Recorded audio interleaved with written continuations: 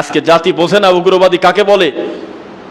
উগ্রবাদী তারা যারা আল্লাহর নবীর পদ্ধতি মানে না, তারা হলো উগ্রবাদী, তারাই হলো সন্ত্রাস, তথ্য সন্ত্রাস। যারা যারা মিডিয়াতে বসে বসে আল্লাহর নবীর সুন্নাতের বিরুদ্ধে অবস্থান নেয়, জাতিকে বিভ্রান্ত করে, তারা তথ্য সন্ত্রাসী। অথচ আজকে উল্টা হয়ে গেছে নীতি। সমাজ এরকমই চলবে, যেহেতু কিয়ামত কোনো না কোনো একদিন তো হবে, নাকি একদিন তো হবে। ওই যে মনে পড়ে গেল ডক্টর খন্দকার আব্দুল্লাহ জাহাঙ্গীর রাহিমাহুল্লাহর কথা। ওনাকে প্রশ্ন করছে এক ছাত্র যে এ দেশে সব তো শেষ হয়ে গেল, ইসলামের কিছু নাই, মানুষ এটা করে সেটা করে, আপনারা জিহাদের অনুমতিও দেন না, আমরা কোথায় যাব?